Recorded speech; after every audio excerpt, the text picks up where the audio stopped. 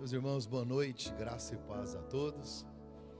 Graça e paz, é uma alegria poder estar aqui a primeira vez na cidade, a primeira vez nesta igreja maravilhosa. E eu descobri onde é que o sol está. Eu descobri. Ele veio para cá, né? Alguém me disse que aqui tem duas estações, o calor e o verão. E é verdade. Mas lá na nossa cidade não está tão diferente não. Eu sou de Goiânia, Goiás. Nós temos ali uma igreja. Nós começamos ela há 7 meses.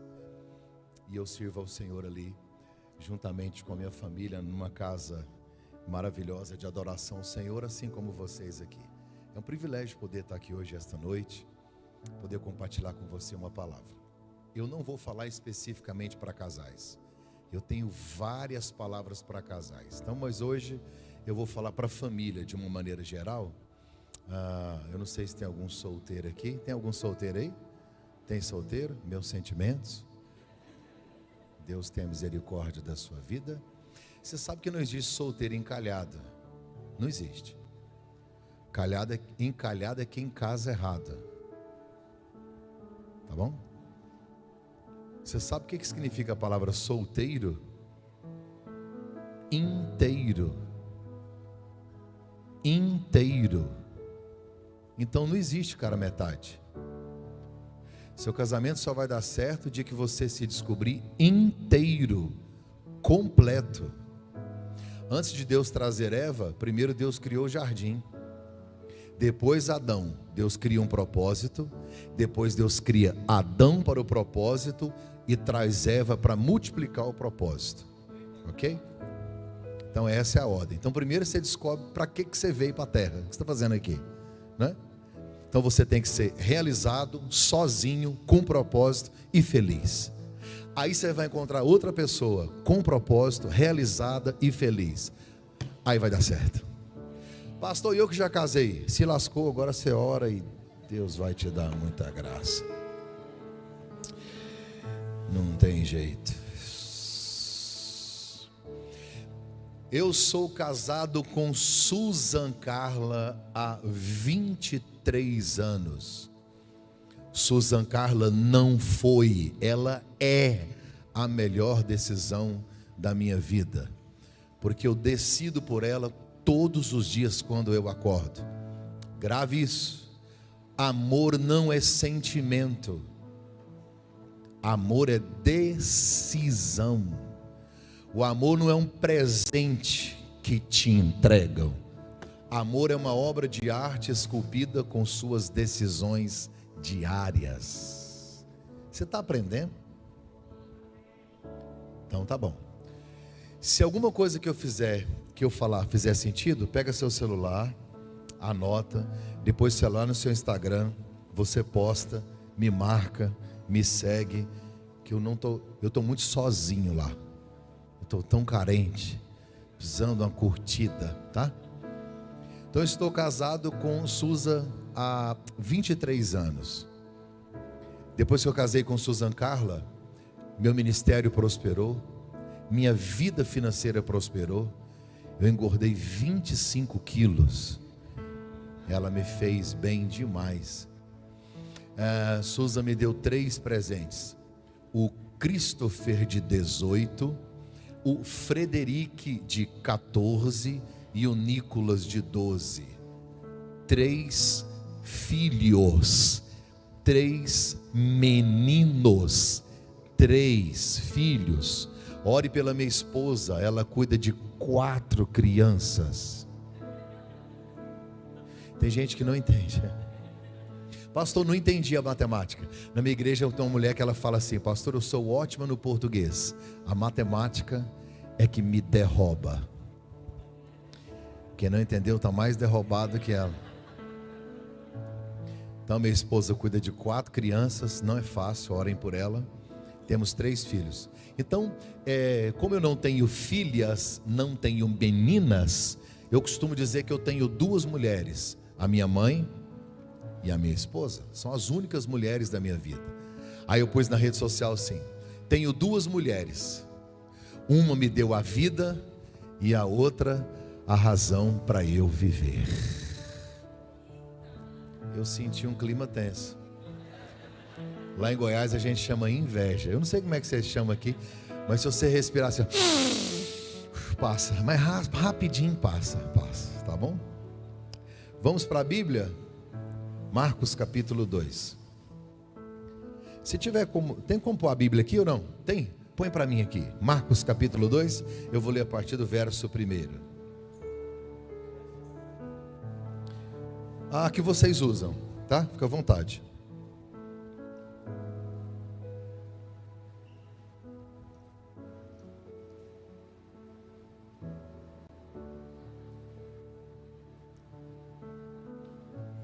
Marcos 2.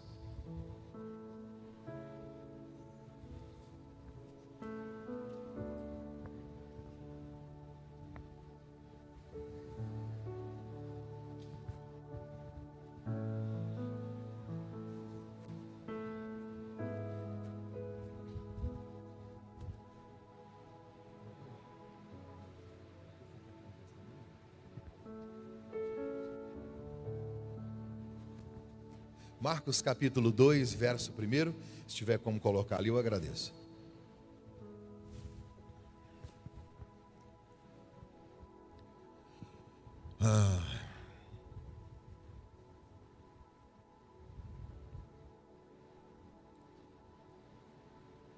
Dias depois, quando Jesus voltou para Cafarnaum, essa é a cidade que ele escolheu para morar, preste atenção nesse nome.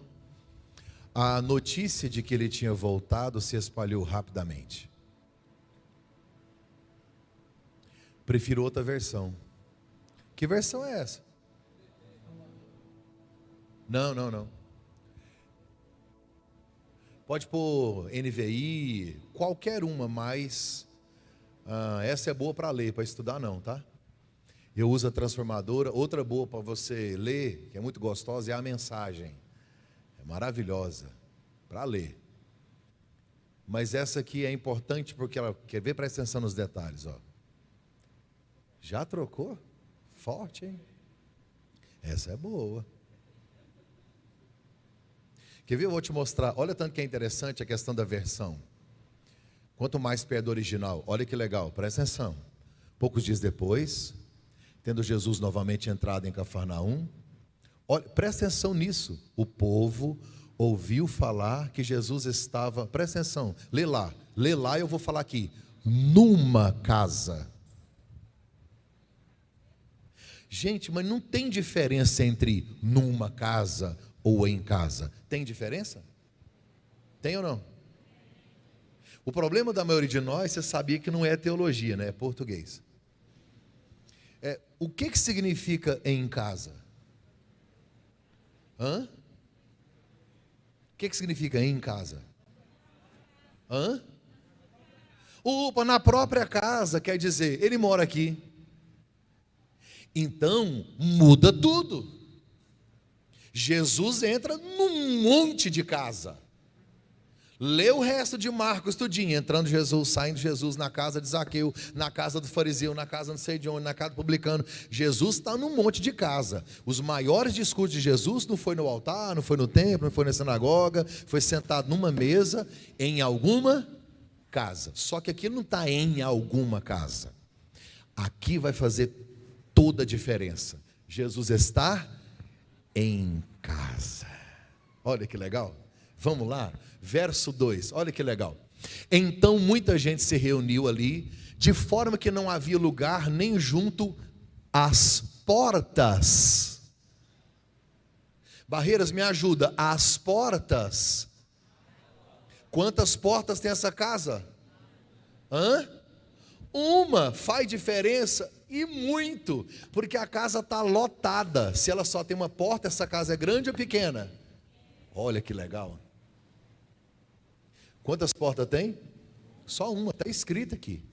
Não tinha lugar nem junto à porta. E Jesus pregava o quê? A palavra. Você nunca vai ver se Jesus estava fazendo milagre. E Jesus foi fazer milagre. Não, nunca. Todas as vezes que você vê Jesus em um lugar, ele está cumprindo o propósito. Fazendo o quê? Pregando o milagre vinha de brinde, né? Sempre tem milagre onde ele está, mas o propósito dele era pregar a palavra. Verso 3: vieram alguns homens trazendo-lhe um paralítico, carregado por 4 deles. Não podendo levá-lo até Jesus por causa da multidão, removeram parte da cobertura do lugar onde Jesus estava. Pela abertura no teto, baixaram a maca em que estava deitado o paralítico. Vendo a fé que eles tinham, Jesus disse ao paralítico: filho, levanta e anda. Filho, levanta e anda. Por quê? A intenção dos homens era que Jesus curasse, mas antes de curar, o que Jesus disse? Os teus pecados estão perdoados. Verso 6.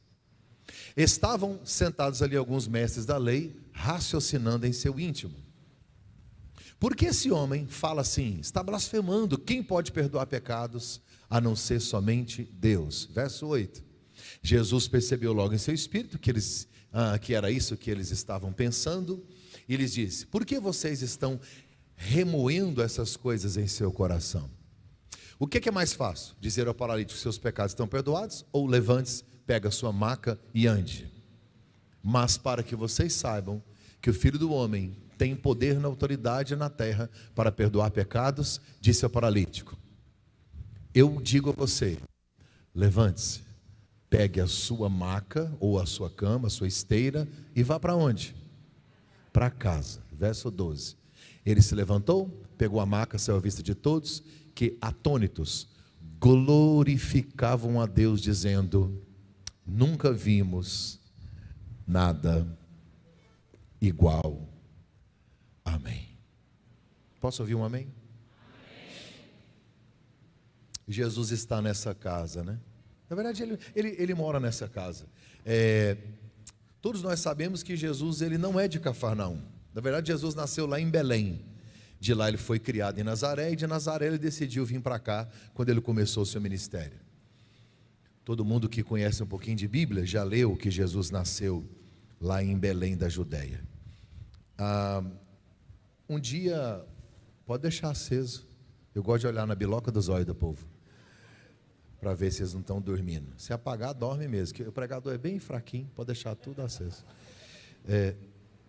Um dia aquele jogador Rivelino, quem é mais antigo conhece, da seleção brasileira, um cara extraordinário, o Rivelino foi jogar lá em Belém do Pará, e aí perguntaram para ele o que ele estava achando de estar em Belém do Pará. Ele disse: eu estou muito feliz de estar aqui, é a primeira vez que eu venho na cidade onde nasceu o nosso Senhor e Salvador Jesus Cristo.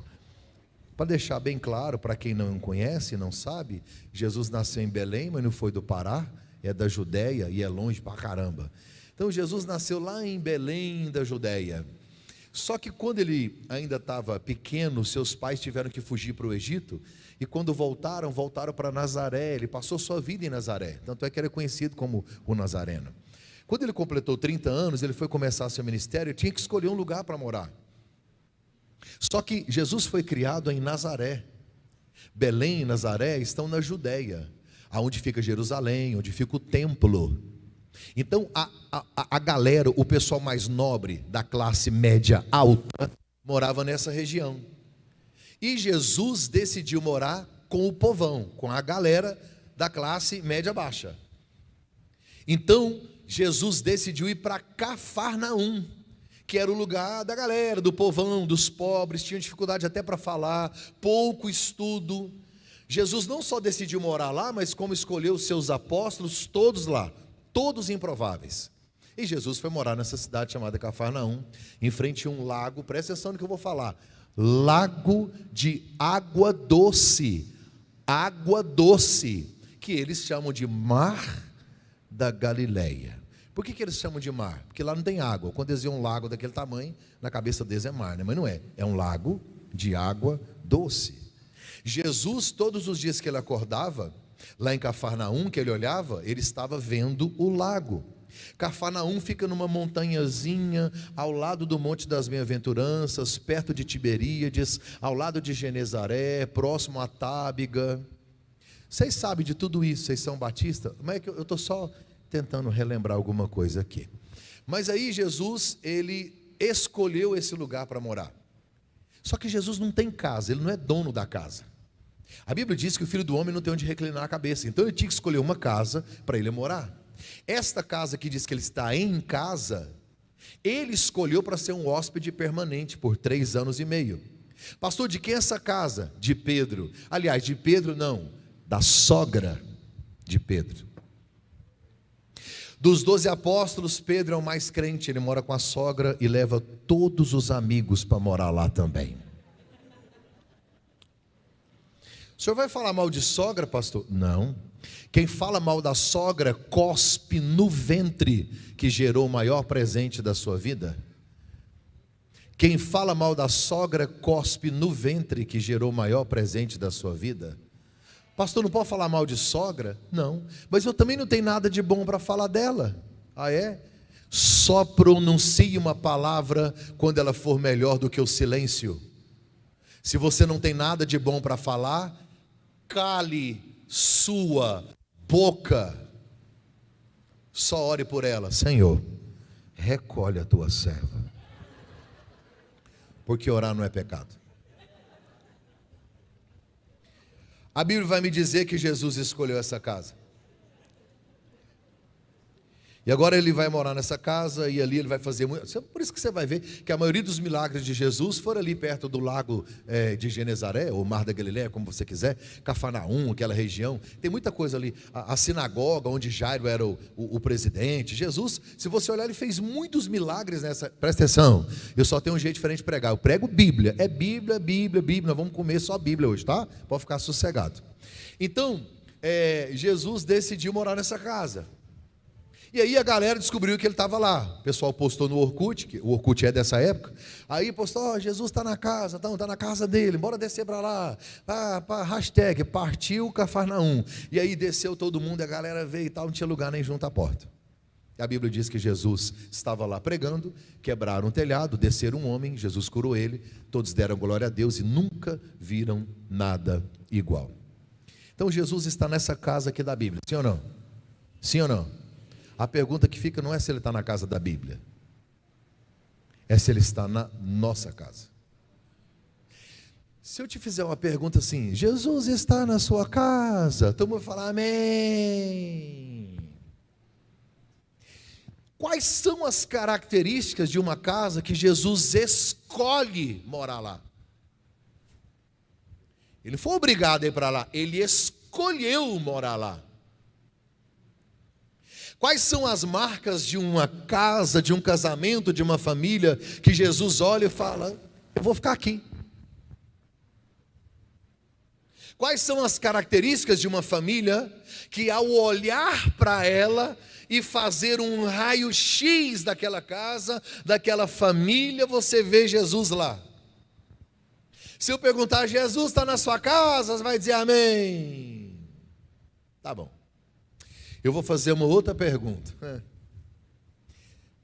Se eu colocar câmeras escondidas na sua casa, eu vou ver Jesus lá? Ué, pastor, o senhor vai ver Jesus aonde? Na minha sala? Não, nas suas palavras. Porque o que me revela alguém cheio do Espírito Santo não é falar em línguas aqui, é como você usa a sua língua lá. Porque a distância entre o que eu prego e o que eu vivo revela meu caráter. Eu não tenho não fico impressionado com ninguém que fala em línguas, que prega muito, que canta muito, que fala, não. Sabe como é que chama isso? Talento. Mas Jesus não disse que você conhece a árvore pelas folhas. Você conhece a árvore. É o fruto. E aí você vai para Gálatas, qual é o fruto? Longanimidade, temperança, bondade, mansidão. Isso é fruto. Então o pastor prega demais. Você tem vontade de ser pregador? Não, pastor, eu tenho vontade de ser pregador. Vou te dar uma dica. Você quer ser pregador o quê? Não, quer ser engraçado. Decora umas piadas. Não, pastor, eu quero ser. Não, pastor, eu quero ser pregador pentecostal. Então você pega 3 vídeos de pregador pentecostal, decora. Vou te ensinar, olha para mim. Você pega o microfone aqui, ó. Em vez de você segurar aqui, ó, vou te ensinar. Você pega aqui, mais ou menos aqui assim, aqui assim. Aí você segura aqui, aí você engrossa a voz e vai. Meu Deus!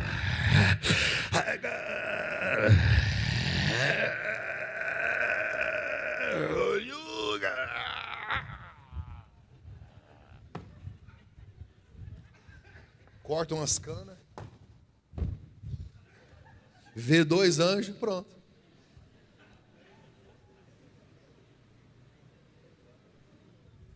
Não, pastor, eu quero ser mestre.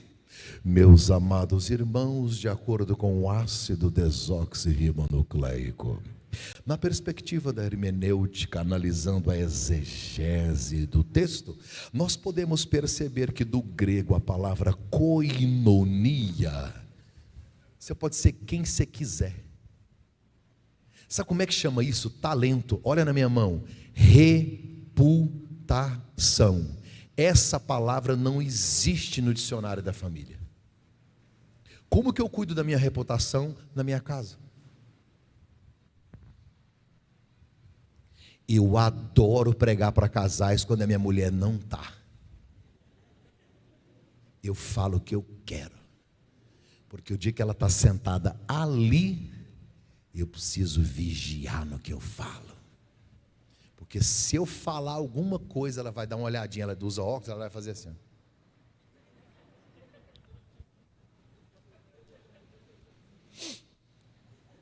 Por exemplo, eu erro uma vez no ano. É que eu estou naquele nível de Jesus Júnior. Quando eu erro, raramente eu erro. Quando eu erro, eu tenho 8 livros escritos. Quando eu erro, ela pega o meu livro de casais e fala: vem cá para você ver o que você escreveu na página 73. Olha aqui. Você lembra? Escrever, conhecer, estudar, pregar. Antes de se preocupar com o que você não entende da Bíblia, preocupe-se com o que você entende e não pratica. Antes de você se preocupar com o que você não entende da Bíblia, preocupe-se com o que você entende e não pratica. Você está achando que é difícil pregar? Eu prego pentecostal, se você quiser eu conto piada também, eu faço o que eu quero. Talento! Deus está aqui! Faço do jeito que eu quero. Não é isso. É conviver em casa, pastorear meus filhos. Como é que eu vou ver Jesus em você? É na sua relação dentro de casa. Pastor, como é que, se o senhor colocar câmeras escondidas, como é que o senhor vai ver Jesus? Na maneira como eu trato a minha esposa? O senhor vai ver Jesus andando no meu quarto? Não, nos filmes que passam lá.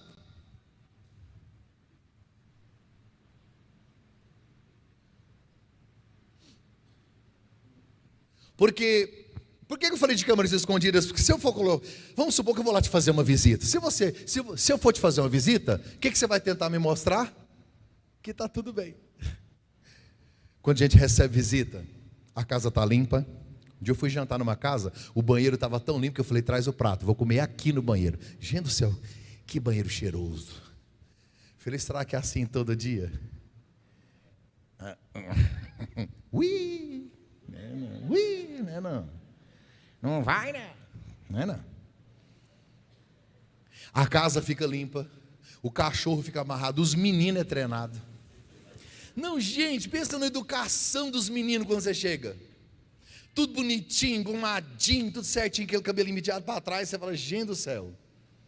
Aí o pai vai no quintal chamar os meninos para almoçar com as visitas. Joãozinho querido, lindo, gostoso, cheiroso, maravilhoso, príncipe do papai, por favor, vamos almoçar?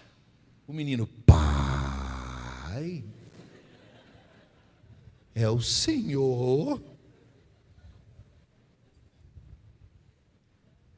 Um dia eu fui numa casa e o marido era tão educado que eu comecei a ficar com ódio dele. Mas ele era demais.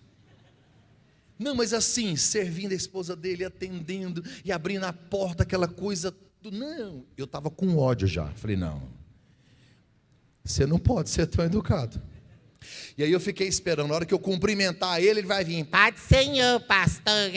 Pensei, deve ter uma vozinha, aquela vozinha chata, que não é possível, um cara maravilhoso, um cara com bíceps, tríceps, e eu só com pânceps.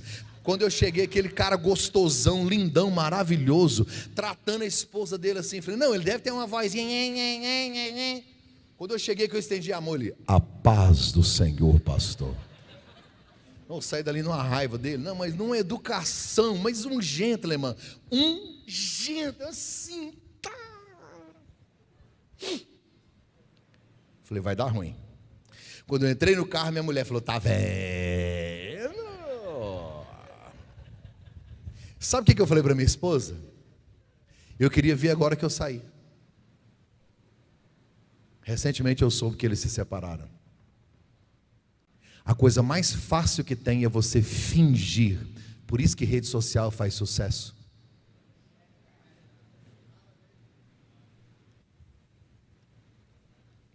Porque lá não tem essência, é só aparência.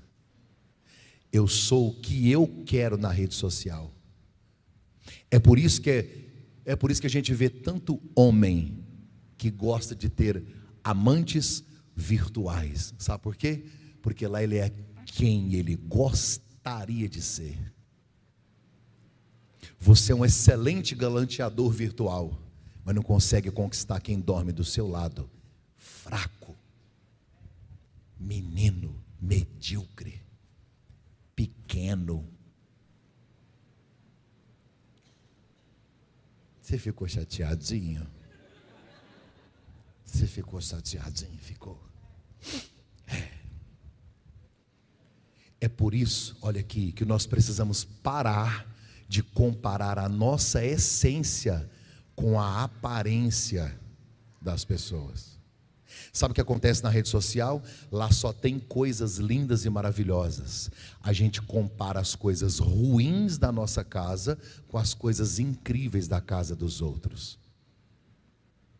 Os jovens e adolescentes do Brasil, todos apaixonados, porque o Whindersson Nunes, com aquelas declarações maravilhosas para Luísa Sonza, aquela coisa toda, com aquela sonsa, e vai, aquela coisa maravilhosa, aí de repente, acabou. Aí ele casa de novo, porque agora sim, é incrível. Eles vão ter até um bebê. Gente, que coisa linda, cuticute, que bonitinho. Depois anuncia. Não, a gente nunca se gostou. Para de comparar a sua essência com a aparência das pessoas. Tem cantor sertanejo famoso do Brasil que eu estou atendendo. Mas a rede social...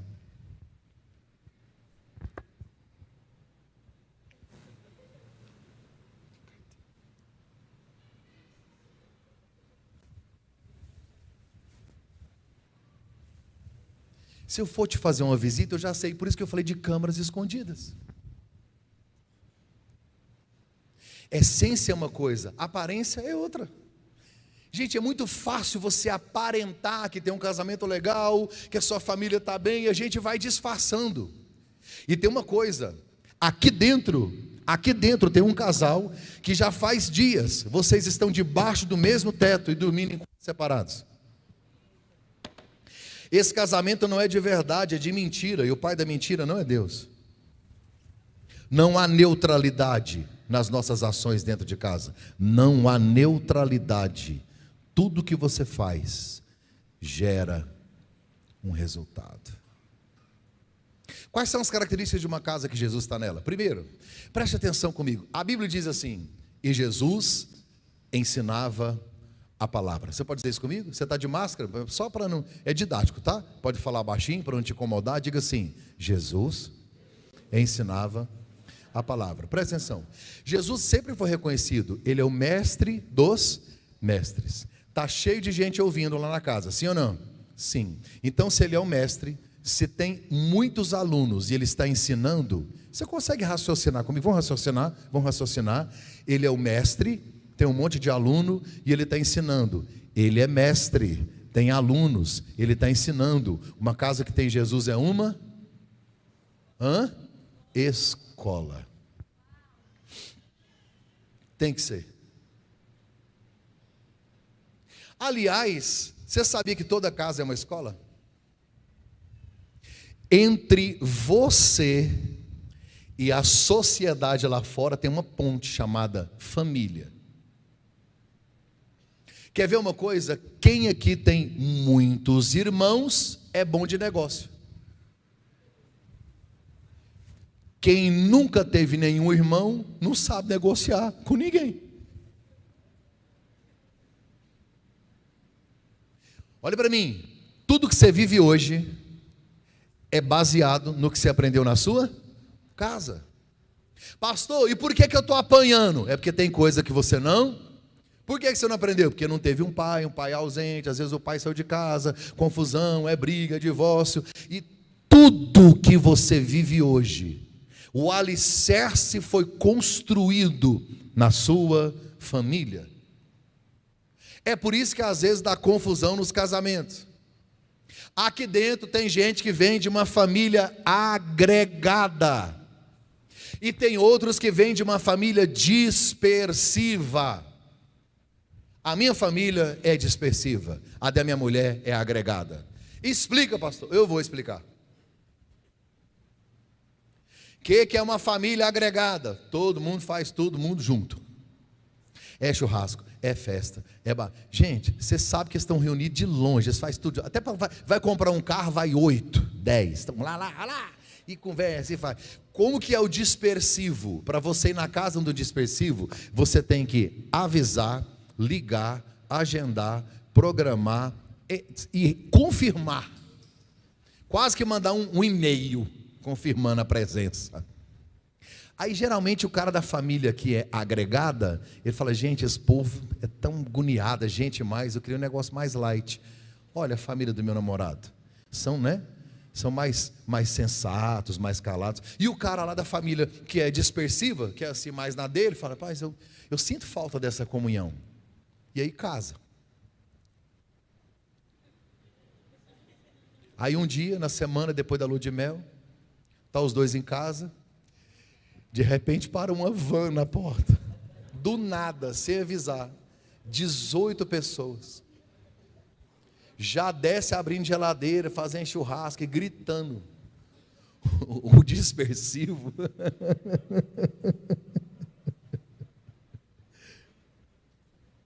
não tem um melhor que o outro, só somos diferentes.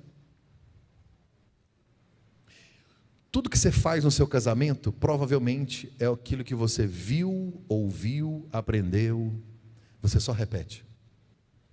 De vez em quando você vai se pegar na educação dos seus filhos, falando coisas que a sua mãe te falava. Quando você vê, você já... E tem uma coisa, aquilo que a gente odeia, a gente replica. Toda casa é uma escola. Olha aqui para mim, toda casa é uma escola,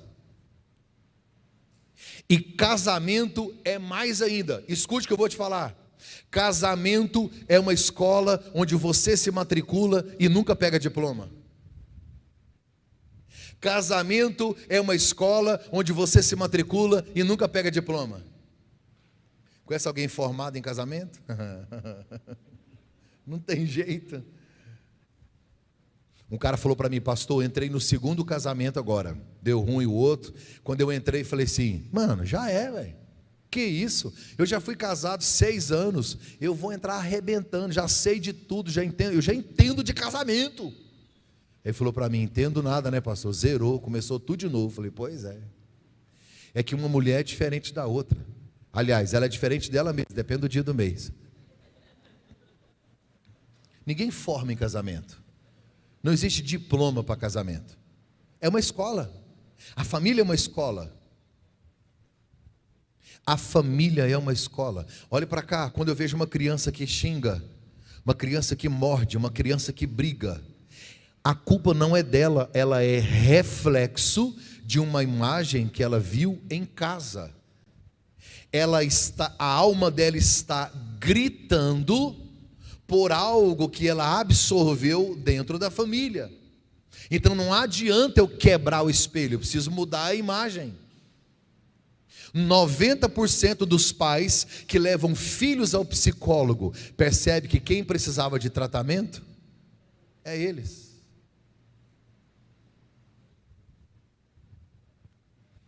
Olha para cá.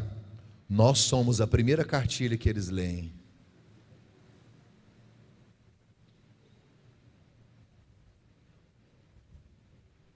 Um dia,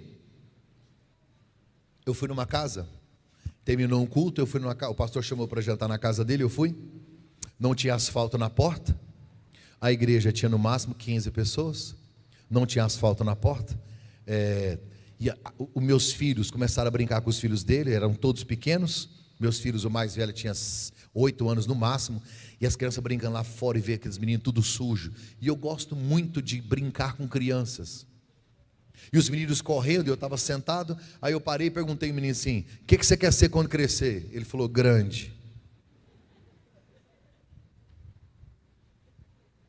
Falei, e você? Quero ser piloto, quero ser advogado.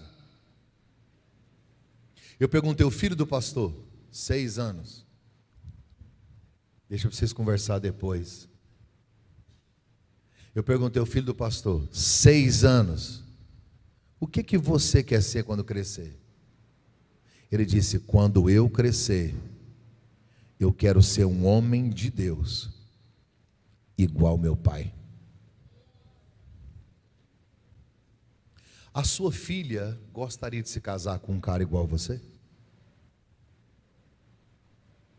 Seu filho se casaria com uma mulher igual a você? Olhe para cá. Os ouvidos dos nossos filhos podem estar fechados ao conselho, mas os olhos estão abertos ao exemplo. 1 grama de exemplo pesa mais que 1 tonelada de palavras. Eles estão de olho em nós.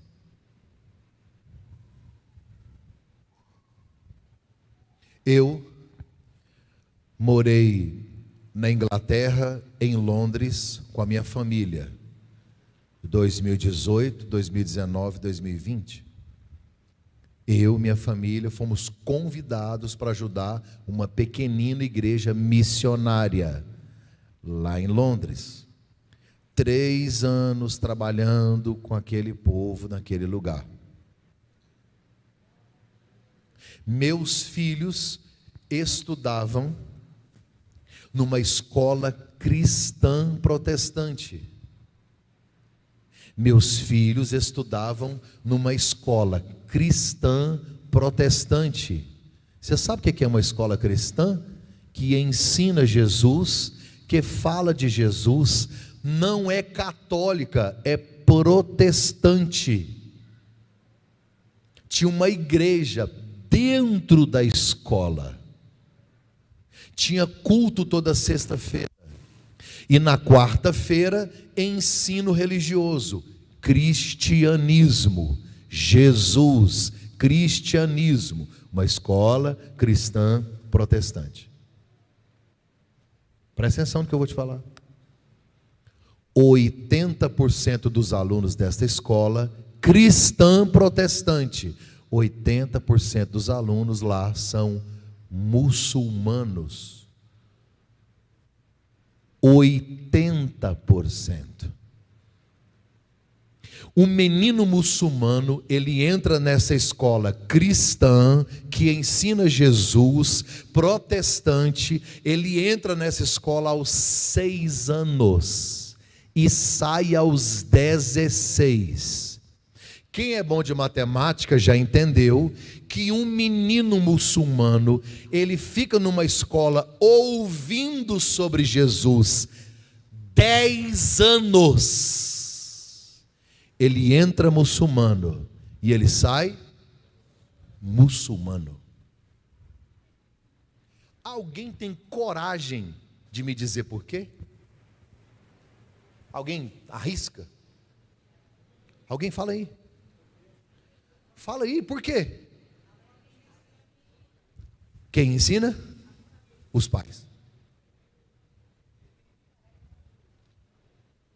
Os pais.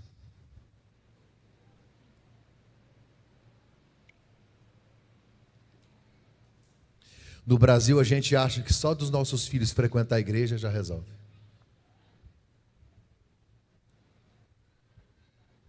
Se eu fosse você, eu voltava para casa hoje e repensava, porque ficar na garagem não faz de você um carro, assim como frequentar uma igreja não faz de você um cristão. Nossos filhos podem crescer na igreja sem conhecer Deus. Não coloque na conta da igreja a responsabilidade da vida espiritual dos seus filhos. Para de responsabilizar a igreja por sua irresponsabilidade espiritual. A gente acha que a escola é responsável pela educação moral dos nossos filhos e a igreja pela educação espiritual dos nossos filhos. Se você for para a Bíblia, você vai ver que quem é responsável por toda a educação dos filhos é quem? Nós, e acabou.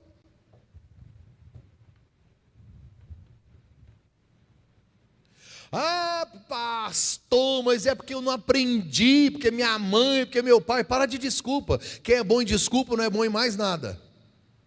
Mais importante do que quem foram seus pais é quem são os pais dos seus filhos.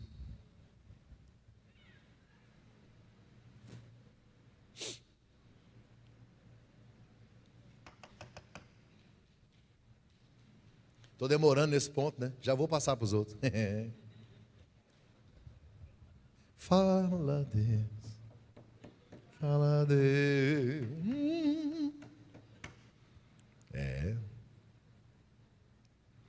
Uma casa que tem Jesus, ela é uma escola.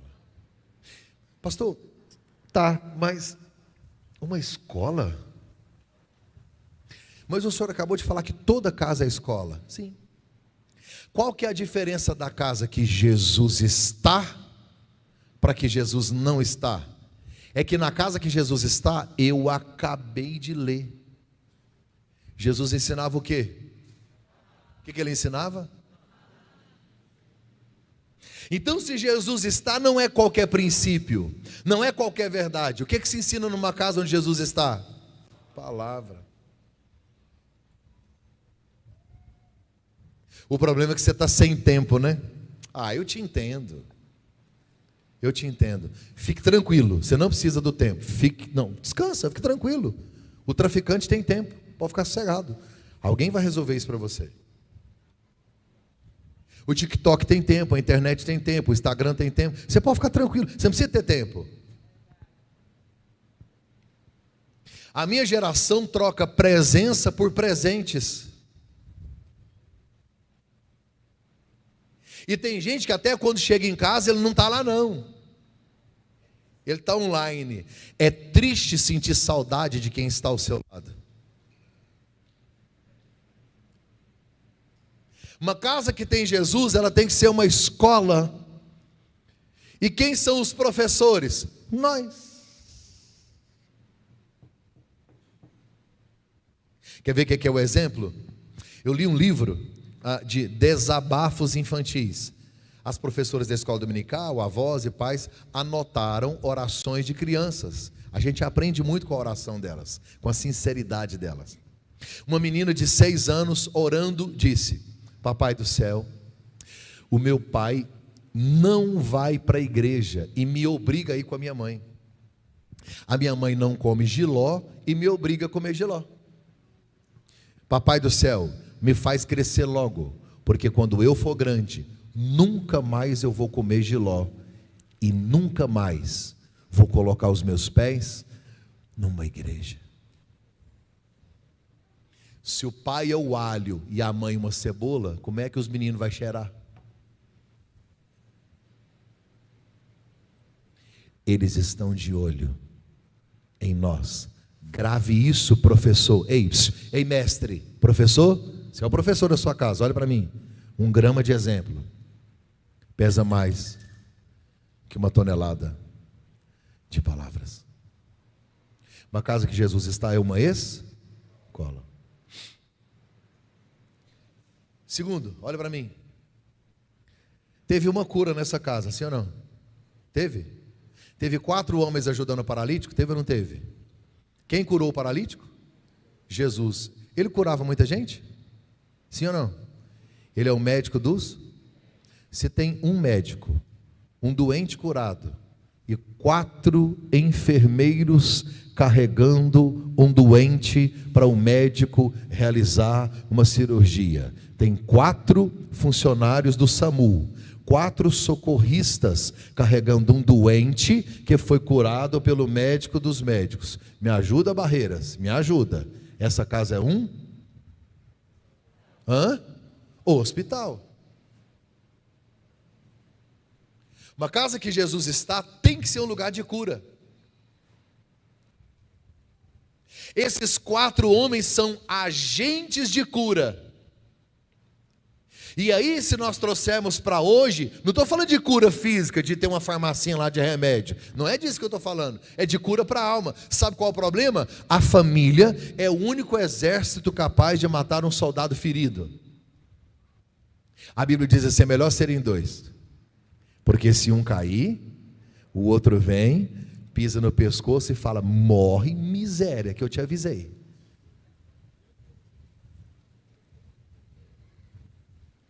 Você sabia que as feridas mais profundas vêm de quem nós mais amamos? Aqui dentro está cheio de gente que até hoje você tem traumas por causa de palavras dos seus pais ou de alguém que você muito amou. O que é um relacionamento abusivo? Está relacionado a quem você ama ou você achou que te amava.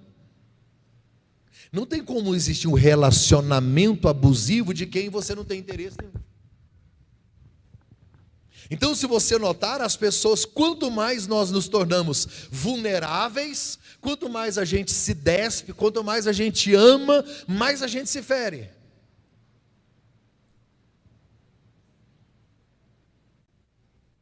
Olha o que a Bíblia diz em Provérbios, e foi Salomão quem disse. Ele diz que palavras agradáveis são como favos de mel, doçura para a alma, saúde para os ossos. Uma boa palavra cura. Mas ao invés de nós sermos instrumentos de cura, como os 4 que pegam o doente, quebrado, arrastando e encaminham até Jesus, não, a gente descarta.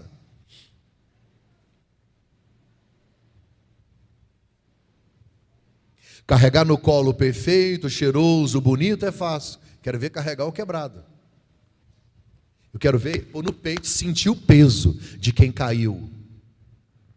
Fazer igual o samaritano, que a Bíblia diz que aproximando-se, pegou no colo, pôs na cavalgadura. Está ferido, eu vou me sujar com o seu sangue. Isso é evangelho. Ou o pai do filho pródigo que ao sair corre até o menino que vem do chiqueiro fedendo porco e lasca um beijo nele. Está fedendo, mas é meu aí. Porque beijar o cheiroso é fácil. Fazer uma festona para quem nunca te traiu, colocar no colo quem nunca chegou em casa embriagado. Quando nós menos merecemos ser amados, é quando nós mais precisamos de amor. E prepare-se. Às vezes Deus coloca pessoas difíceis de ser amadas ao seu lado, para te ensinar a amar. É missão. Amar um filho com tendências homossexuais. Amar pessoas que não merecem, como Jesus te amou. Isso é difícil demais. Chega a doer na gente. Mas a família precisa ser um hospital. Palavras que curam. O poder de um abraço. Quando Deus criou todas as coisas, você vai ler na Bíblia assim: haja luz, haja répteis, haja separação. Foi ou não foi? Deus criou com a palavra. Mas quando Deus foi criar o homem, Ele disse haja. O que Ele fez? Desceu e meteu a mão. Sabe o que Deus está ensinando? Vocês só vão sobreviver e serem felizes com um toque. Um toque cura. Um abraço. O abraço é a menor distância entre dois corações. Um dia eu cheguei em casa, meu filho estava nervoso demais, e brigando, e desobedecendo, aquela coisa, e chamando atenção, aquela bagunça, aquela coisa, minha esposa estressada. Cheguei em casa, minha mulher estava... Se você chegar na sua casa, sua mulher tiver em posição de xícara, entra devagarzinho que vai dar ruim demais. Só que eu cheguei, ela já estava na posição de bule. Quando eu cheguei, que ela estava assim, eu fui beber água, peguei, Solomaina de Marrétio, Solomaina de Quero, falei, vai cair a casa. E o menino, aquela confusão, e brigando, e ela dando da batia, e punha de castigo, e ele tem um temperamento nervosinho e tal. Aí eu chamei ele, Nicolas, vem cá, 3 aninhos. Ó, vou te falar uma coisa, eu vou te dar um abraço, não me aperta, porque eu estou cansado, você tem muita força, porque senão você vai me machucar. Vai devagarzinho nesse abraço. Abracei ele, e aí ele apertou, eu falei, rapaz, devagar que você está, rapaz, ele abraçou, quando eu soltei ele, outra criança.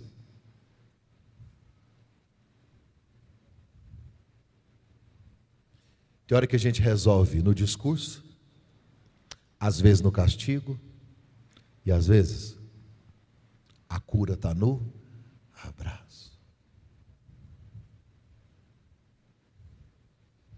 Pastor, como é que eu vou saber?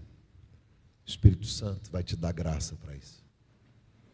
Nem tudo se resolve no castigo, nem tudo na palavra, nem tudo na vara. Às vezes. Eu estou falando que casa tem que ser um lugar de cura. Tiago diz assim que a nossa língua, olhe para mim, a língua é como o leme do navio e o freio do cavalo. Para que serve o freio do cavalo e o leme do navio? Para dar está escrito, é Bíblia. O apóstolo Tiago diz que o que dá direção é a... Para onde você está direcionando sua família? Suas palavras direcionam seus filhos, seu casamento, sua vida. Isso é Bíblia. Eu fiz a 8ª série 3 vezes. Tudo que eu faço é bem feito. Aí eu cheguei em casa com meu boletim. Chamei minha mãe e falei, mãe, que cor é o amor? Ela disse, o amor é vermelho. Falei, está aqui meu boletim, eu te amo. E minha mãe ficou chateada, ela falou, mas mãe é mãe, né? A gente tá nem aí, a gente conversa, é mãe. Aí, meu pai chegou, brutão, ele era meio ignorantão. Meu pai hoje é uma moça, nosso relacionamento é incrível.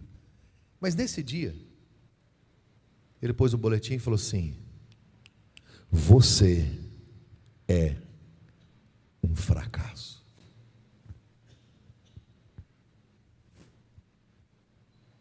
Você nunca vai chegar a lugar nenhum. 10 minutos de maldição. Sabe qual é o problema? Eu acreditei. Palavra de pai e mãe é decreto.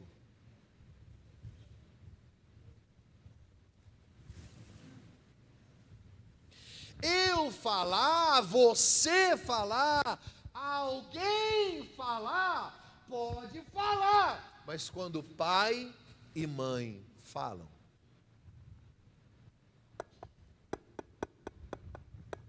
aí eu não passava de ano. O seminário de teologia era 3 anos, eu gastei 4 anos e meio para dar conta de terminar. O curso de administração de empresas quase não termina. A primeira crise do meu casamento, eu tinha uma única certeza: acabou, eu sou um fracasso. vida financeira embaraçada, ministério, tudo enrolado. Eu acreditei naquela palavra.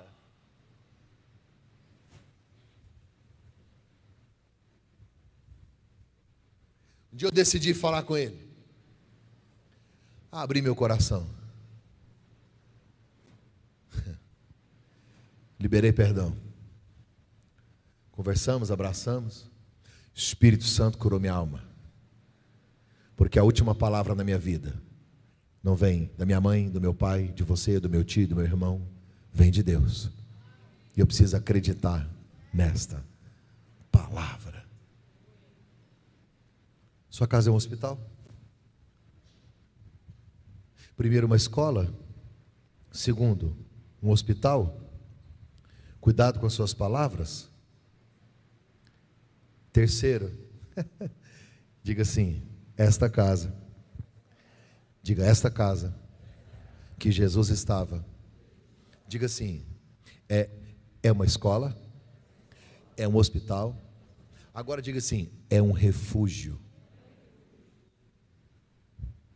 Essa casa aqui está cheia, sim ou não? Está cheia? Eu vou te explicar por que ela está cheia. Por que o pessoal gosta de lá? Por que está refugiado lá? Você não vai achar na sua Bíblia. Na minha só que tem. Você não vai achar na sua Bíblia. Não tem na sua Bíblia, só na minha. Acrescentares, aqui perto de Heresiastes, capítulo 1927. Olha lá, a irmã pegou a Bíblia. Pode guardar, tá, querida? Pode guardar, tá?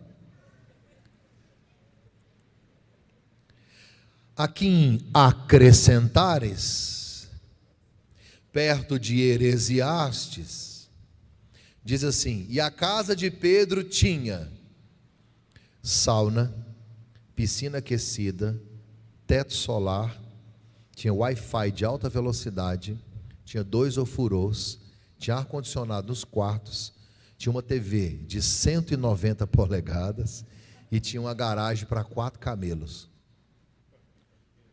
Tem isso na Bíblia? Tem isso na Bíblia? Não. Então por que as pessoas querem ficar nessa casa?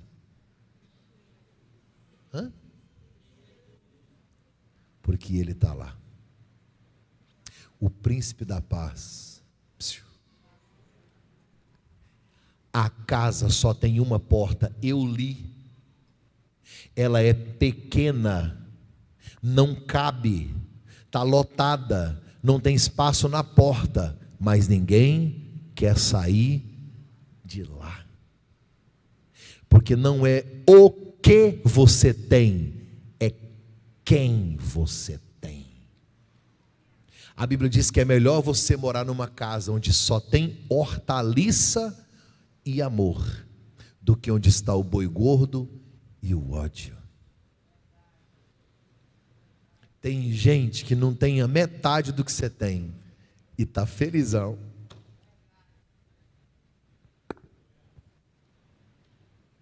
Sua casa é um refúgio? Para sua casa ser um refúgio, não basta Jesus estar lá. Você precisa se esforçar para isso. Um filho que desonra, que desobedece. Um marido que trata a mulher de maneira grossa. Porque tem mulher que ela trata melhor o cachorro do que o marido. Você já viu? Vem cá na mamãe. Cadê a mamãe? Sim, é a mamãe gude, a mamãe do tiozinho, a mamãe de você, menina. A nenhuma mamãe. E o marido, seu cachorro!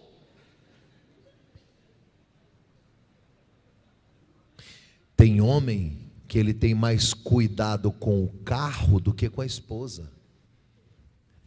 Tem mulher que parou até de usar perfume, está passando gasolina para ver se o marido dá uma moral.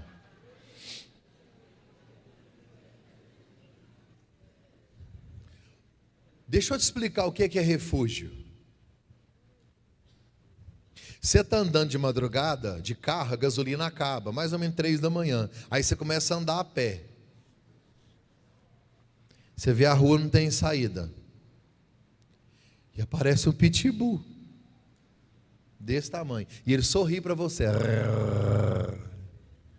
Eu te juro que se você está de madrugada sozinho, de frente a um pitbull, você vai ouvir uma voz do além. Eis meu servo que eu te digo. Vaza porque o bicho vai pegar. E aí você começa a...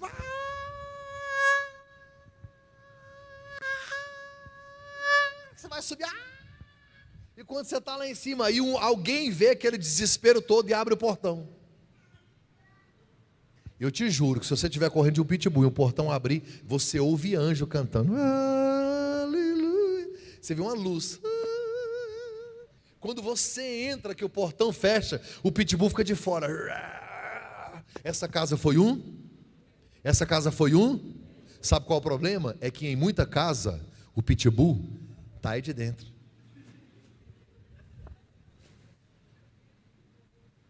Essa é a geração do estresse. Olha na minha mão aqui, olha na minha mão.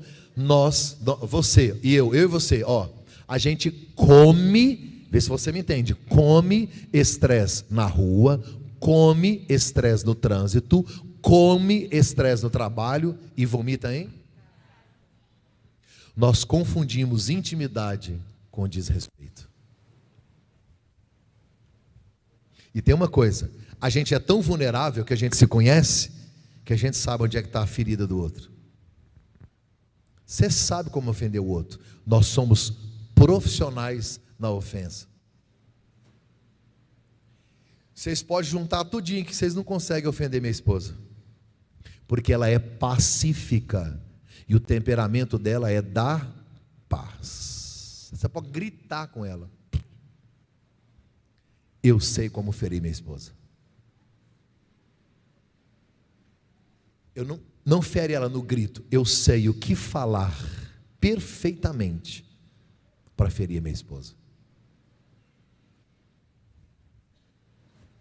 Tem mulher que casou com um príncipe montado num cavalo e o príncipe foi embora.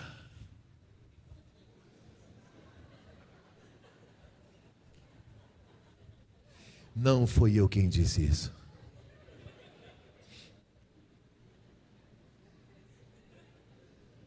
Uma casa que tem Jesus tem que ser um refúgio. Olha para mim. Eu não sei se o hotel que eu estou é o melhor da cidade. Não sei, não posso afirmar porque eu não conheço. Mas é extraordinário. O quarto, a cama, o banheiro. Já tinha uma cesta de comida, chegou outra. Eu não estou aguentando mais comer. Olha para mim. A cama do hotel que eu estou é muito melhor do que a da minha casa. Estou falando de verdade. Agora, qual das duas camas eu prefiro?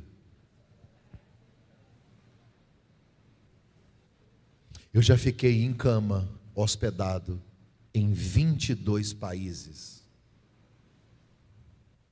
Qual que é a cama que eu mais gosto?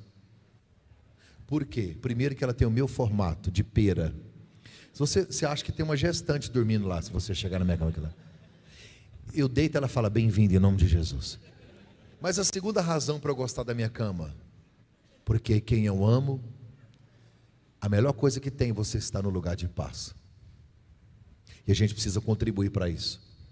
Você vai dizer para mim, pastor, na minha casa eu tento, mas tem gente lá que não consegue, não me ajuda. O príncipe da paz vai te dar graça, e você vai ter tanta graça de Deus sobre você, que a paz vai reinar na sua casa, vai ser um lugar de refúgio, em nome de Jesus. Olha na minha mão, uma casa que tem Jesus é uma escola, é um hospital, é um refúgio. Olha aqui, Jesus está na casa, ensinando a palavra. Teve cura? Se você ler no final diz assim, e quando o paralítico saiu andando está assim, e todos deram o quê? Diga assim, glória a Deus. Você pode me ajudar? Deus está lá, porque Jesus está, Deus está lá sendo adorado, Jesus está ensinando, tem glória a Deus, aleluia, e tem cura. Fala para mim qual é o lugar que tem cura, que tem Bíblia, que tem ensino, que tem louvor, que tem glória a Deus, que tem adoração e que Jesus está lá. Como é que chama esse lugar? Igreja. Sua casa é uma igreja? Porque nós secularizamos. Minha casa é minha casa, e quando eu quiser orar, eu vou na igreja orar. Eu vou cantar na igreja, Nós precisamos urgentemente fazer da nossa casa uma igreja. Um lugar de adoração, de oração. Que canções tocam lá?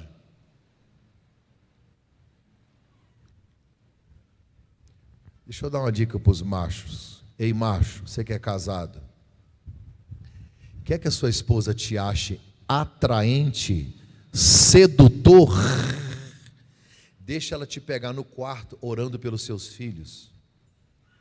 Porque aí você deixa de ser macho e ela passa a te ver como homem, sacerdote, pastor da casa. Ela vai ficar doidinha em você. Ah, Deus está falando forte. Quer que a sua esposa fica babando de amores por você? Quando você chegar em casa hoje, deita, abraça ela por trás de conchinha, aperta. Ela vai falar, nó. Aí você vai no ouvido dela e fala o apelido que você quiser, que eu não sei que apelido que você chama, trocinho, coisinha, trenzinho, sei que você chama, se você quiser. Mulher sua. Você vai no ouvido dela e vai falar a frase mais excitante que uma mulher pode ouvir. Eu vou orar por você. Aí, queridão, tu muda de nível. Porque a minha geração foi treinada a ser macho. Tem pouquinho homem. Macho é o bom de cama. Homem é o que paga boleto.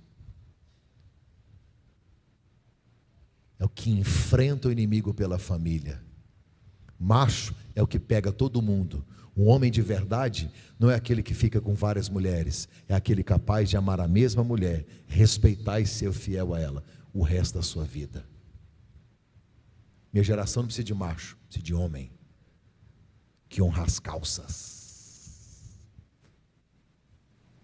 Doeu? O menininho chegou em casa e falou: pai, a tia da escola lá da igreja, da escolinha, ela falou que quando eu crescer eu tenho que ser um homem de verdade. Eu nem sabia que tinha homem de mentira. Como que é um homem de verdade? O pai disse: um homem de verdade é aquele que protege, provê, ensina, aquele que ama, aquele que ajuda, aquele que lidera, aquele que governa a família. O menininho, tá, que legal. Então quando eu crescer eu quero ser um homem de verdade, igual minha mãe.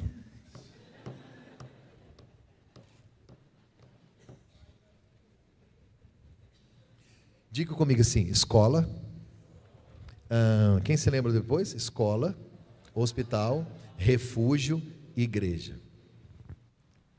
Eu vou encerrar. Faz assim, ó. Fala assim, ó. Seus falsos. Vamos lá.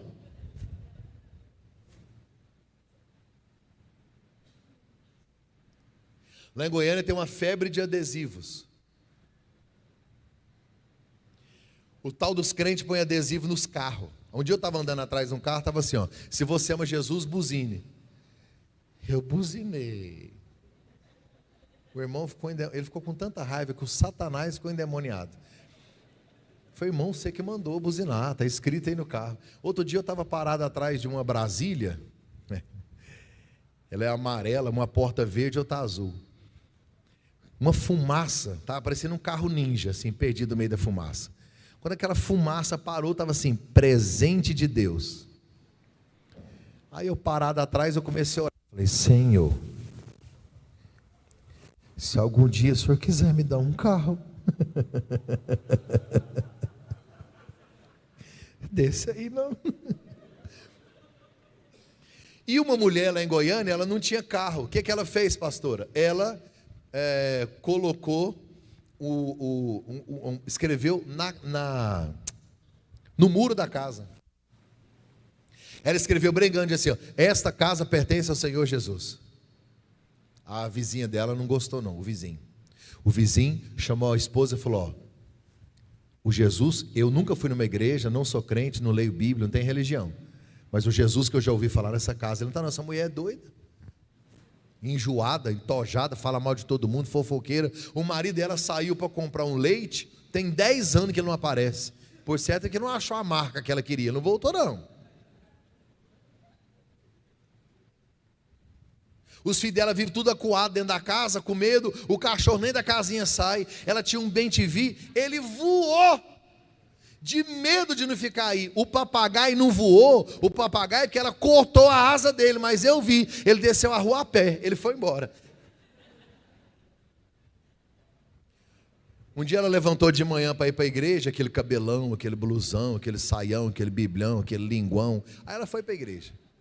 Ela está lá falando em língua na igreja, aí quando ela voltou, o vizinho tinha escrito uma frase embaixo da dela. Ficou assim, esta casa pertence ao Senhor Jesus, vírgula, mas está alugada para o diabo.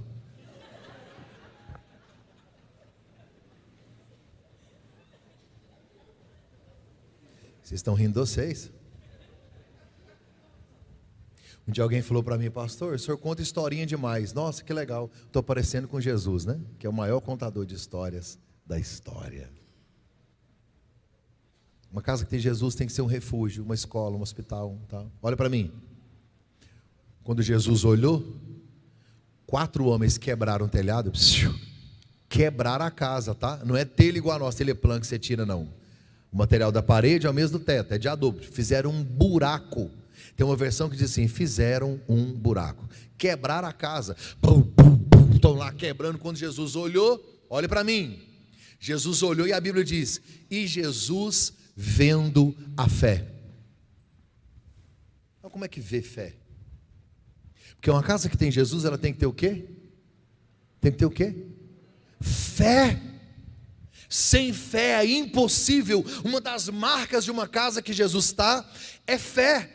Como que ele viu fé? 4 homens no telhado, um está suado, o outro rasgou a roupa, e lá vem pendurando um homem num lençol amarrado, que não se ajuda, carregando uma cama. Quando Jesus viu atitude, ele disse, é fé. Fé sem obras é morta. Atitude. Presta atenção no que eu vou falar. Diga comigo assim, diga assim, telhado quebrado, paralítico inteiro. Diga assim, telhado inteiro, paralítico, quebrado. O que você está disposto a quebrar para as paralisias cessarem na sua casa? Vou traduzir. Pastor, estou com problema nas minhas finanças, eu quebro o telhado? Não, o cartão de crédito. Pastor, estou sendo tentado, tem alguém me ligando, está me mandando mensagem, a tentação está grande, eu quebro o telhado. Não, bloqueia. A vida não tem ganho sem perdas. Talvez você vai ter que perder dinheiro, perder alguma coisa, mexer, quebrar o orgulho, quebrar o que é que você está disposto a mexer, a quebrar, a perder para salvar a sua família. Fé aqui no texto é atitude. E eu vou encerrar dizendo o seguinte, presta atenção. Cadê o tecladista? Vem para cá, filho, eu vou encerrar. Já está muito tarde. Quando Jesus olhou para o paralítico, ele disse assim, olha para mim aqui, para minha mão, eu estou aqui. Jesus não disse, levanta e anda. O que Jesus disse? Perdoados estão os teus. Agora imagine comigo, 4 homens suando, aquela luta toda, e tentando, e pelejando, e fizeram um buraco, e desce o cara. Qual era o desejo que estava no coração daqueles homens? Que o amigo deles fosse curado. Aí Jesus fala, está perdoado. Acho que os caras lá de cima olhou e falou assim, não.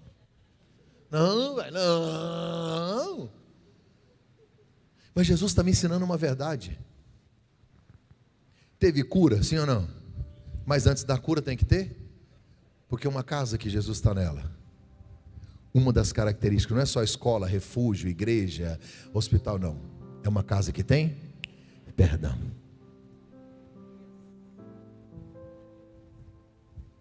Sem perdão, o paralítico não anda. Vida sexual paralisada, finanças paralisadas, relacionamento com os filhos paralisados, tem muita coisa parada, porque está faltando perdão. Perdão não é sentimento, hein? Perdão não é sentimento. Ninguém acorda cedo, gente, que vontade de perdoar. Me segura, senão eu vou perdoar todo mundo. Perdão é uma decisão. Olha na minha mão aqui, ó. Diga perdoar. Eu vou fazer a etimologia da palavra. Só olha. Perdoar. Doar vem de entrega. Doar. Mas presta atenção. Perdoar. Vai no latim para você ver, tá assim, ó.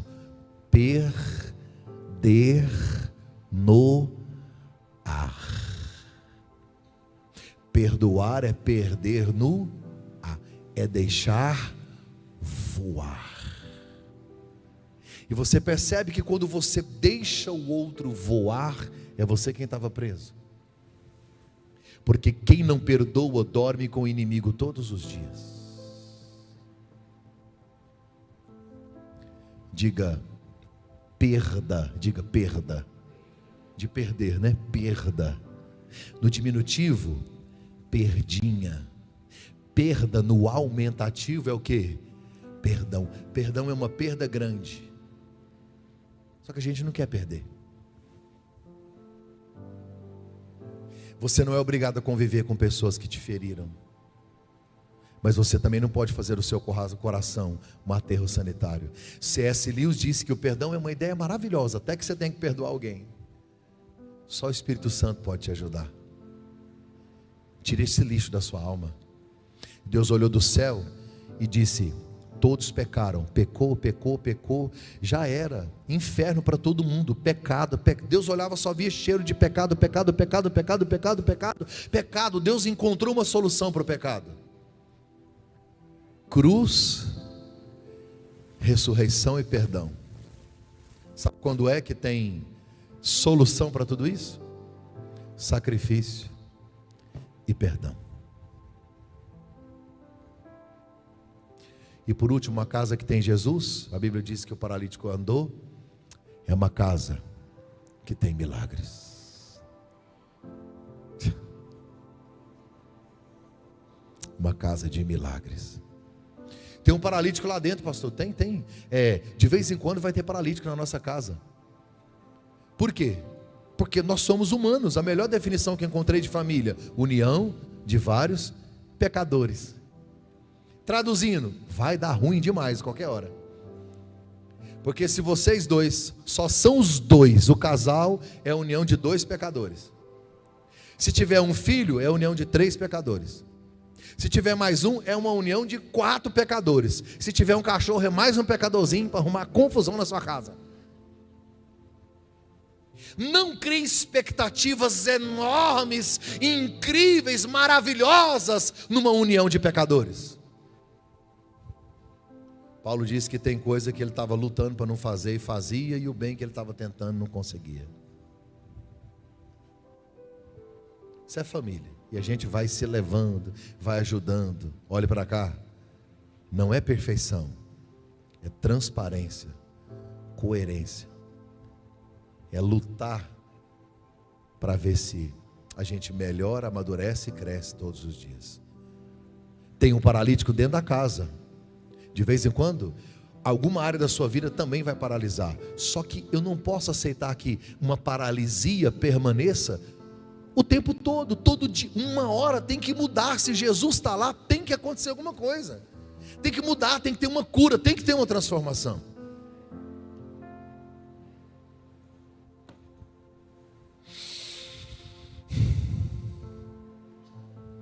Você acha que é fácil pregar essa mensagem? É por isso que eu fico contando história, porque ela é pesada, é difícil, é dura.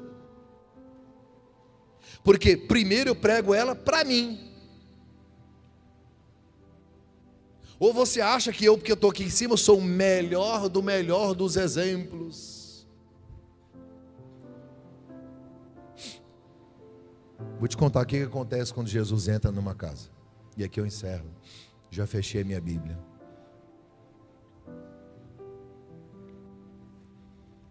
Uma mulher chamada Maria me procurou. Redobra a sua atenção, que isso aqui é o fechamento.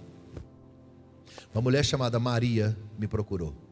Mark, vou te contar uma história. Você escreve, põe no site da igreja e põe no livro aí para mim. Tá bom. Ela tinha dificuldade na redação, nesse sentido, queria que eu escrevesse, eu comecei a escrever. Maria nasceu numa família tão pobre que quando ela nasceu, a mãe faleceu. Ela não amamentou, não conheceu. O pai não tinha condições de criar os filhos, 5 filhos, deu um para cada família. E Maria ficou assim, na casa de um, de outro, até que uma tia resolveu pegar e levar para casa. Órfã de mãe. Quando ela completou 12 anos, o pai dela, que tinha ido embora tentar a vida, voltou para ver como é que estavam os filhos. Só que ele estava doente, não resistiu e morreu. Maria conheceu o pai no caixão. Sem mãe, sem pai, aos 12 anos analfabeta, não sabia ler e escrever, porque o padrasto exigia que ela trabalhasse na roça, não deixava estudar. Aí ela pegou uma lata lá na roça, colocava laranja, andava 3 quilômetros a pé aos 12 anos, ia para a escola escondida, voltava para casa. Ela disse que na escola, quando ela completou mais de 20 anos de idade, ela estava na escola e fazendo um trabalho na cadeia da cidade. Conheceu um rapaz, estava preso. Muita confusão que ela arrumou, muita coisa feia que ele fez, estava preso. E ela começou um trabalho lá de alfabetização e de literatura, essas coisas de escola, de magistério que chamava na época.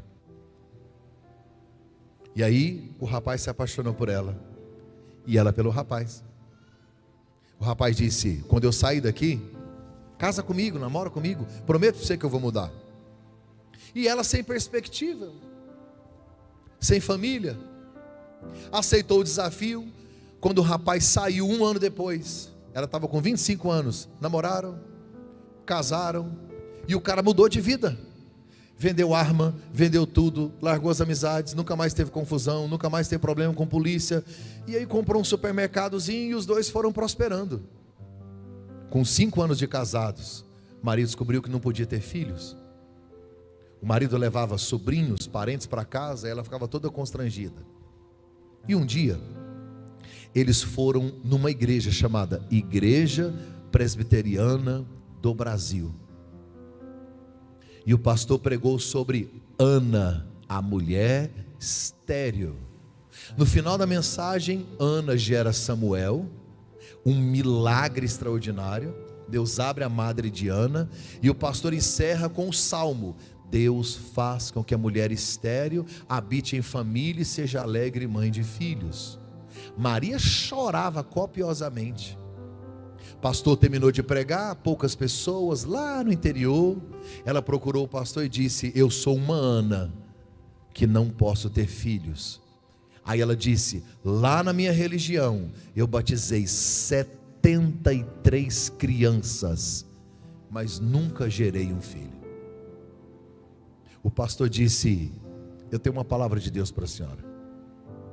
Se a senhora entregar a sua vida a Jesus hoje, fizer um compromisso com Ele, a senhora tem uma agenda? Tenho. Anota aí que daqui a 1 ano a senhora vai dar à luz. Ela e o marido ficaram chocados, assustados com aquela palavra. Como que pode? Nunca tinha visto aquilo. E eles acreditaram na palavra do pastor. Vieram para a igreja, começaram o relacionamento com Jesus, batizaram nas águas e foi. E de repente, 1 ano depois, no mês que o pastor havia profetizado, está lá Maria, de madrugada, correndo para o hospital com o marido dela, porque a bolsa dela estourou, e ela foi dar à luz ao milagre de Deus, já guardava no ventre dela. Ela chegou no hospital 5 horas da manhã no sábado, grava isso. O médico não sabia que Maria não podia ter parto normal. O pente dela é colado. Deu injeção para aumentar as contrações. E viajou. Numa época sem recursos, sem celular, sem internet, há muitos anos atrás, no interior, lá em Goiás, ela com as enfermeiras e todo mundo sem saber o que fazer. Para você ter uma ideia, ela começou a perder líquido amniótico sábado, domingo, segunda. O médico chegou terça de manhã. Quando ele entra, todo mundo desesperado no hospital, ninguém sabia onde é que ele estava. Maria numa cama dando convulsão, com a toalha na boca, mordendo de desespero. A criança tremia e parava, como se estivesse dando parada cardíaca e respiratória. Ele saiu desesperado, brigando com todo mundo do hospital, levou para a sala de cirurgia. Ela falou para mim que sentiu o pique ainda do corte do bisturi, porque a anestesia nem havia pego direito. Quando retirou o bebê, aquele silêncio.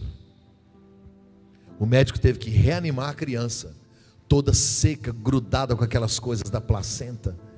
Quando a criança chorou, minutos depois, o médico respirou aliviado e disse: Dona Maria, falar um negócio para a senhora. Em todos esses anos de medicina, primeira vez que eu vejo um caso desse. Esse menino foi ressuscitado, só pode. Colocou ele em cima dela e disse: a senhora acabou de dar luz a um milagre. Ela falou bem baixinho assim: doutor, o pastor lá da minha igreja, ele falou para mim que quem tem uma promessa de Deus não morre até que Deus cumpra esta promessa. Ela pegou e consagrou o menino igual Ana, inclusive não cortou o cabelo dele. O pastor falou: precisa fazer isso não, mas ela já tinha feito. Aos 3 anos de idade, ela cortou o cabelo dele, reuniu 150 crianças de creche e de orfanato, crianças que nunca tinham ido a uma festa. Ela fez a festa. Pegou o menino, entregou na mão do pastor e disse: a partir de hoje, fala para Deus aí que não é meu mais. Eu já entendi que não é meu, que é para Deus usar, levar, fazer o que. E eu escrevendo, e Maria me contando isso. Sabe o que ela me disse? Que a partir dessa consagração dos 3 anos, cirurgias, pneumonias, bronquites, capotamentos, tudo que você pensar que o diabo podia fazer para tirar a vida do garoto. Vou resumir para te contar uma história. Quando aquele garoto estava de 5 para 6 anos, os pais estavam voltando de férias, era madrugada ainda. O pai já havia ultrapassado, tinham 5 caminhões carregados de gado. 5.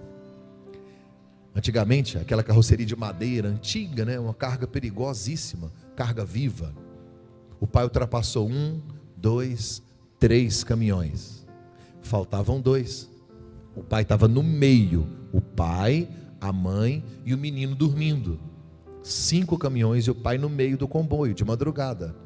De repente o menino acorda com dor de barriga. Ai, eu quero. E aí o pai falou: não posso parar, faltam só 2 caminhões, é carga viva, estamos quase chegando, calma. O menino não aguentou, chorando, desespero. O pai encostou o carro, saiu do meio do comboio, encostou o carro, os caminhões foram. O menino foi no acostamento e não fez nada. O pai disse: você não vai fazer nada? O menino: não, passou. O pai pega o menino, ele nem põe, ele quase que joga esse menino no carro e sai cantando, fritando os pneus. Chegando na cidade de Goiás Velho, uma ponte estreita, um boi que estava lá no pasto, pulou a cerca e ficou no meio da ponte. Não tinha como desviar. O primeiro caminhão bateu e parou. Os outros 4 caminhões entraram um dentro do outro. Gente, tinha muito carona, morreu todas as pessoas, mais da metade do gado. Quando o sol nasceu, o pai encostou atrás com o carro, parou aquela tragédia. Muita gente morta, gado se arrastando na pista, gado morto, e ele, quando viu o que ele lembrou, eu estava no meio. Quando ele viu o livramento de Deus, ele travou, ele não conseguia sair do lugar. A mãe do garoto desceu do carro, foi lá, sacudiu ele e falou: homem, quantas vezes eu tenho que te lembrar? Quem tem uma promessa de Deus não morre até que Deus cumpra a promessa. Aquele homem estava desviado da igreja, tinha voltado para a vida estranha que ele vivia. Sabe o que ele fez? Voltou para a igreja, rapidinho.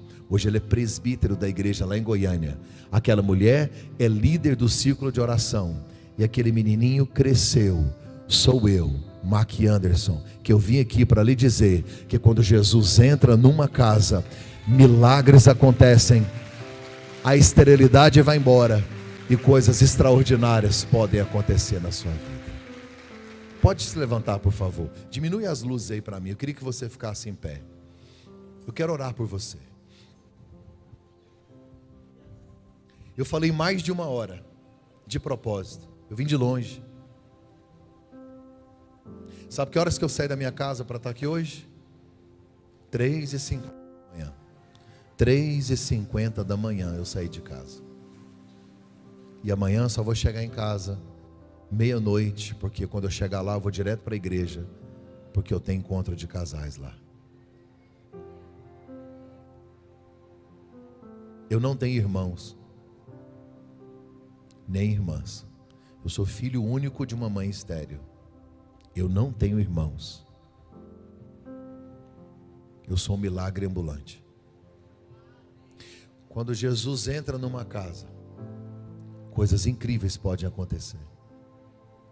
Só que a Bíblia diz assim: eis que estou à porta e o quê? Quando é que ele entra? Quando é que ele entra? Quando tem um convite e a porta se, e essa porta só tem fechadura pelo lado de dentro. Ele não invade. Nessa oração agora eu queria convidar Jesus, eu, Mark Anderson, vou convidá-lo mais uma vez para fazer parte da minha família, da minha história, dos meus filhos. Faz isso. Seja humilde, diga: Senhor, se alguma coisa lá te entristeceu, volta, vem para a nossa casa, vem ficar com a gente. Nós precisamos. Ele não está à procura de uma casa perfeita, ele está à procura de uma porta aberta. Feche os seus olhos.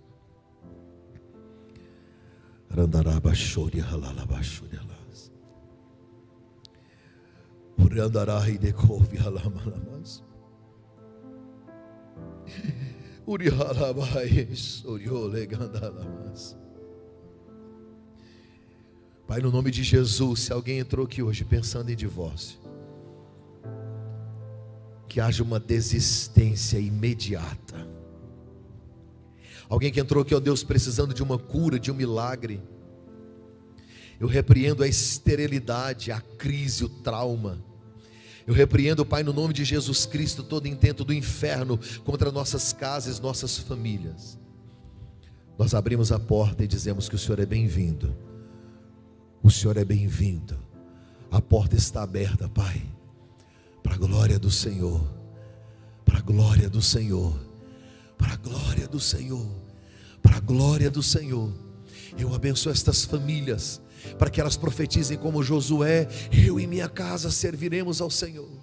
Repreende a pedofilia, repreende a esterilidade, repreende o divórcio, Deus, a homossexualidade. Coloca as tuas mãos, Senhor, para que milagres aconteçam, para que as paralisias cessem, para que a nossa casa seja um lugar de milagre, seja um lugar de vitória, seja um lugar de paz, seja um lugar, Deus, aonde o Senhor, o teu Espírito Santo, tenha liberdade, tenha liberdade, tenha liberdade, tenha liberdade, tenha liberdade, em nome de Jesus. Amém, amém. Gente, beijo, obrigado.